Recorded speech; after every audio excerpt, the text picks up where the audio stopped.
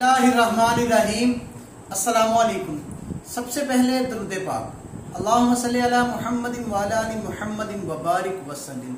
हमारा जो आज का मौजू है ना, हम उसमें अपने आप से और आप से पूछेंगे कि क्या हम लोग असातिज़ा की इज्जत करते हैं। तवज्जो के साथ वीडियो को पूरा देखिएगा, ताकि अगर आपको मेरी बात की समझ आए तो शायद हम लोग असातिज़ा की इज्जत करना शुरू कर दें। खलीफा हारून रशीद का दौर था, जो मदारस थे ना वो उजाड़ होने लगे, उनमें तालिब इल्मों की तादाद कम से कम होनी शुरू हो गई। तो खलीफा ने काजी से पूछा कि क्या सबब है मदारस की तरफ अवाम का रुझान कम से कम होता जा रहा है, आलिम दीन बनने को तरजीह नहीं दी जा रही, कुरान पाक कम से कम पढ़ा जा रहा है। तो काजी साहब कहने लगे कि इसका जवाब मैं आपको अगले साल दूंगा। बादशाह बहुत हैरान हुआ कि सवाल मैंने आपसे अब किया है, आप इसका जवाब मुझे अगले साल देंगे, क्यों? तो जो उस्ताद था ना, उसने कहा कि नहीं, इस सवाल का जवाब मैं आपको अगले साल ही दूंगा। वो कहते ठीक है। अब ना साल गुजरने का इंतजार होने लगा। जो ही साल गुजरा ना तो ईद का दिन आ गया। ईद आई, ईद की इमामत के फराइज थे ना वो काजी साहब अदा करते थे। काजी साहब ईद पढ़ाते थे। तो काजी साहब को लेने के लिए अवाम पहुंची ना उनके घर की, काजी साहब आइए, ईदगाह में हम नमाज अदा करते हैं। तो काजी साहब ने जाने से इनकार कर दिया कि मैंने वही नमाज पढ़ाने नहीं जाना। लोग परेशान हो गए कि यूं अचानक बैठे बैठाए काजी साहब को क्या हो गया। तो उन्होंने बादशाह से जाकर कहा, तो बादशाह ने अपने बंदे भेजे, जाकर उन्होंने कहा कि काजी साहब आए, नमाज के लिए टाइम निकला जा रहा है, तैयारी। तो उन्होंने कहा कि भाई बादशाह को जाके बोल दो मैंने नहीं आना। बादशाह बहुत हैरान हुआ और सवाल कर डाला कि अगर आपने आना नहीं, नमाज पढ़ानी नहीं, तो कौन खड़ा होगा आपकी जगह पर? तो उन्होंने बादशाह को पैगाम ये वापस भेजा कि अगर तुम चाहते हो कि मैं नमाज पढ़ाने के लिए आऊं। बादशाह कौन था? खलीफा हारून रशीद, जो अपने वक्त के एक नेक शख्स थे। उनको पैगाम भेजा कि अगर तुम चाहते हो कि मैं नमाज पढ़ाने के लिए आऊं तो एक पालकी भेजो। पालकी वो होती थी जो उठा के ना अपने कंधों पे, जैसे दुल्हन को उठा के, अभी भी रवाज है, कई इलाकों से लाते हैं, 4 लंबी डंडों वाली 4 पालकी होती है। तो एक पालकी भेजो और उस पालकी को तुम भी साथ उठाओगे, यानी कि बादशाह भी साथ उठाएगा। बड़ा ही अजीब किस्म का सवाल था और डिमांड थी, मगर चूंकि उस वक्त जरूरत थी काजी साहब की नमाज पढ़ाने के लिए, बात मानी गई। बादशाह ने पालकी अपने कंधों पर उठाई और उठाकर चल दिए। तो जब वो नमाज पढ़ा चुके ना, तो बादशाह ने पूछा कि इसकी क्या वजह है। तो कहने लगे अभी वक्त नहीं आया, मैं आपको बताऊंगा। वक्त गुजरता गया। नमाज ईद के बाद, जब ईद की नमाज के बाद, ईद के दिनों के बाद अभी कुछ ज्यादा दिन वक्त नहीं गुजरे थे, तो खलीफा फिर हाजिर खिदमत हुआ काजी साहब के पास और काजी साहब से कहा कि अब मदारिस में तलबा व तालबात की तादाद बहुत ज्यादा हो गई है और तलबा को बैठाने के लिए चुटाइयाँ भी कम नजर आ रही हैं और वजीर और अरकान सल्तनत के बच्चे भी अब मदारिस में तालीम हासिल कर रहे हैं। तो काजी साहब ने कहा कि देखा, आपको अब मेरे सवाल का जवाब मिल गया। बादशाह हैरान हुआ कि मैंने आपसे सवाल और किया था, आपने और बताया है। तो वो कहने लगे कि नहीं, आपने मुझसे पूछा था कि मदारस में बच्चे कम क्यों आते हैं। तो उसका जवाब ये है कि अगर हाकिम वक्त, जो वक्त का हाकिम है, बादशाह है, वजीर है, जो भी है, अगर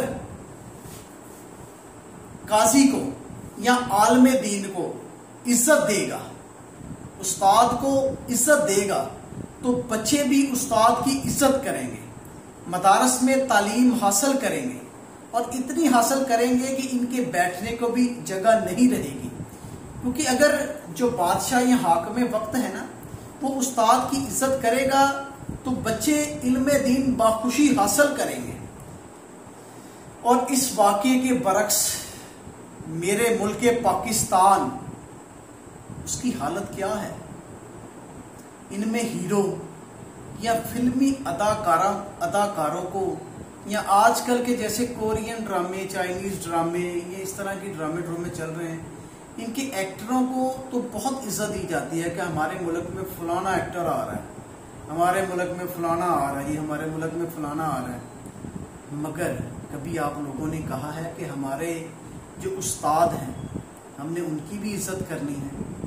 کیونکہ یہاں پر ہمارے ملک پاکستان میں ڈاکٹر قدیر خان جیسے ہیرو کو عزت نہیں ملتی اور انہیں قید کر دیا جاتا ہے، قید خانے میں ڈال دیا جاتا ہے اور ان کی آخری زندگی فٹ پاتھ کی نظر ہو جاتی ہے.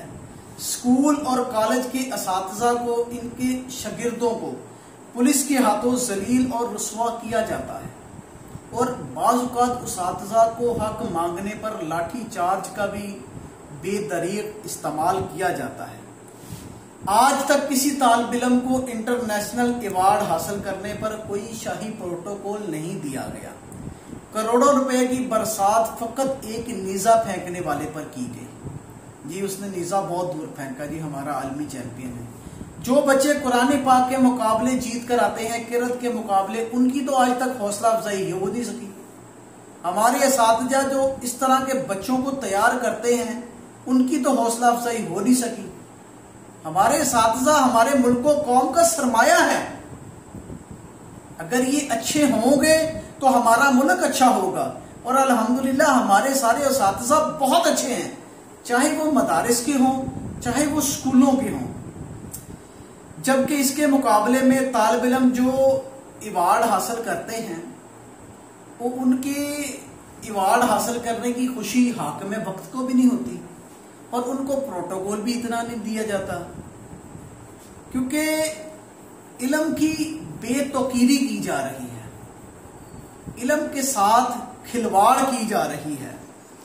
کیونکہ جب اچھے ناچنے والوں کو ہیرو اور ہیروئن قرار دے کر قومی سطح کے اعزازات اور ایوارڈ سے نوازا جائے اور جب ملک کو ایٹمی پاور بنانے والے بے نام کر دیے جائیں تو ملک میں گویے، میراثی، بھانڈ اور معذرت کے ساتھ کنجر ہی پیدا ہوں گے، مگر کوئی غزالی پیدا نہیں ہوگا. ہمارے ملک میں کوئی رازی پیدا نہیں ہوگا، کوئی ابو علی سینا پیدا نہیں ہوگا، کوئی ڈاکٹر قدیر خان، کوئی ڈاکٹر قدیر خان کی اولاد میں سے آگے نہیں بڑھے گا. وہ نہیں سوچے گا کہ میں ملک کو صحیح راہ کی طرف گامزن کروں، کیونکہ اس نے اپنے بڑے کا حال دیکھ لیا ہے. اور کوئی تارک، کوئی خالد، کوئی ٹیپو سلطان، کوئی میجر عزیز بھٹی، کوئی ایم عالم پیدا نہیں ہوگا. کیونکہ اگر اس طرح کے لوگ ہمارے ملک میں پیدا ہوں گے تو ان کی بے قدری کی جائے گی، ان کو ہیرو قرار نہیں دیا جائے گا. کیونکہ وقت پہلا تو اور تھا، اب وقت اور ہے. تو ہمیں اگر اس بات کی سمجھ آ جائے نا تو ہمیں چاہیے کہ ہم پلٹ آئیں اپنے ماضی کی طرف اور تیاری کریں اپنے روشن مستقبل کی. ہمارا مستقبل تعلیم میں ہے، قرآن پاک کی تعلیم میں، عالم دین بننے کی تعلیم میں. دنیاوی تعلیم کا بھی مقصد ساتھ ساتھ چلنا چاہیے، مگر دینی تعلیم بھی بہت ضروری ہے.